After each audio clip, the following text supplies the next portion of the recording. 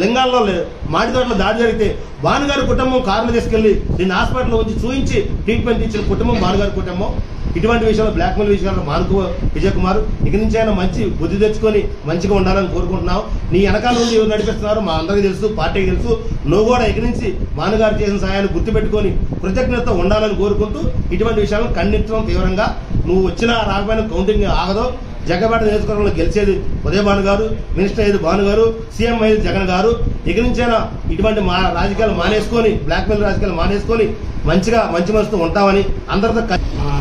యువ నాయకులు వెంకటేశ్వర ప్రసాద్ గారి మీద, విజయ నరసింహారెడ్డి గారి మీద ఆరోపణలు చేయడం జరిగింది. బెదిరించారని చెప్పి ఆరోపణలు చేశారు. మీరు మా నాయకులు పిచ్చగోలు మీద బ్రహ్మాస్త్రం చేయాలంత అవసరం మాకు లేదు. ఎస్సీ ఎస్టీ మైనార్టీ బడుగు బలహీన వర్గాల పార్టీ మాది వైఎస్ఆర్ కాంగ్రెస్ పార్టీ. మా నాయకులు ఎప్పుడు కూడా హత్యా రాజకీయాలను ప్రోత్సహించే వ్యక్తులు కాదు.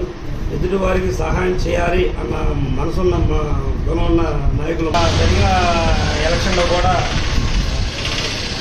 చెప్పాలంటే నీకు ఆర్థిక పరంగా ఉదయభాన్ గారు ఎన్నో విధాలుగా మీ మనసాక్షిగా తెలుసు. ఉదయభాన్ గారు మీకు ఎంతో ఉపాధి కలిగించారు, ఉపయోగపడ్డారు అన్నదే.